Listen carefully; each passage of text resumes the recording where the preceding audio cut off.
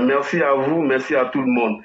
Chers frères, je vais parler un peu de l'opposition qui ne fait que donner des propos mensongers et à longueur de journée. D'abord, ils disent que la Côte d'Ivoire prend des crédits sans dette pour payer les fonctionnaires. C'est faux. Vous savez que les recettes des impôts au titre de l'année 2023 ont généré 1933 milliards. Et depuis très longtemps, vous savez que nos recettes même suffisent pour payer les fonctionnaires. Ce qu'ils ont peur de demander, alors que c'était eux aujourd'hui, ils sont très bien placés de rectifier leurs erreurs. Vous avez parlé tout à l'heure des rentes viagères.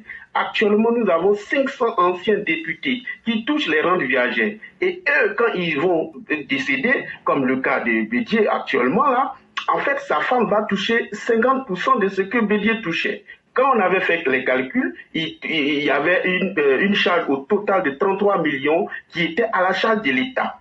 Et ça, là, sa femme va toucher la moitié. Et elle, à son tour, ainsi que les enfants. Vous voyez? Et là, nos opposants ne voient pas ça. Ils ne réclament pas la révision des rentes viagères. On peut limiter à un plafond ou alors diminuer même, pourquoi pas de moitié. On a proposé ça.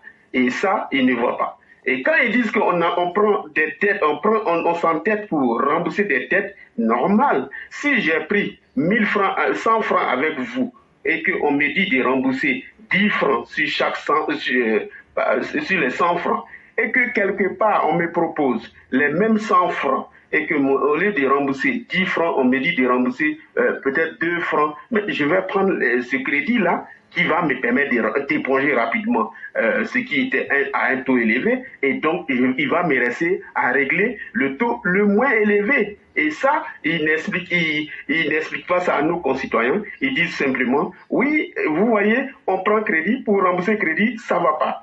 Et donc ça, c'est du mensonge et qui ne tient pas du tout la route. Ils sont totalement perdus, ils ne savent pas à quel sens c'est voué.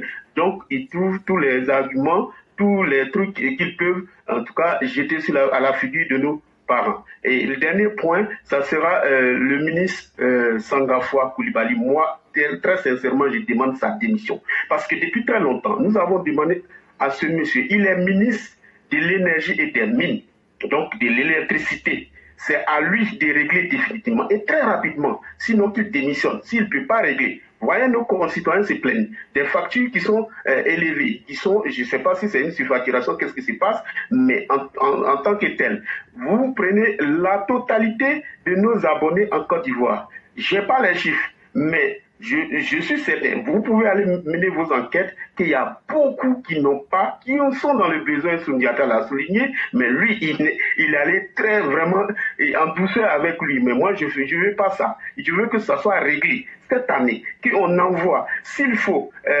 des compteurs massivement, même s'il en reste, mais il faudrait que tout le monde ait des compteurs. Monsieur Sangafoua a fait des études en France. Il sait très bien que quand vous déménagez, c'est-à-dire que je dois quitter un logement pour dans un autre, le compteur, il est posé même peut-être même des fois même avant que j'arrive dans le nouveau appartement. Mais on ne me demande même pas de déposer un seul centime. Vous voyez? Et donc, ce monsieur-là, il faut qu'il démissionne s'il ne peut pas régler le problème du compteur. Parce que c'est des milliards que l'État paie en termes de rentrée fiscale, en termes de contributions télé et autres. Vous savez, donc, très rapidement, je laisse en tout cas l'antenne aux autres. Et merci infiniment et bonne continuation, surtout bonne émission. Merci, bonne soirée. Vraiment, merci beaucoup, cher René, d'avoir été efficace et d'avoir fait passer ce que vous voulez dire de façon très concrète et claire. Et surtout, merci de mettre les choses, les points sur les i.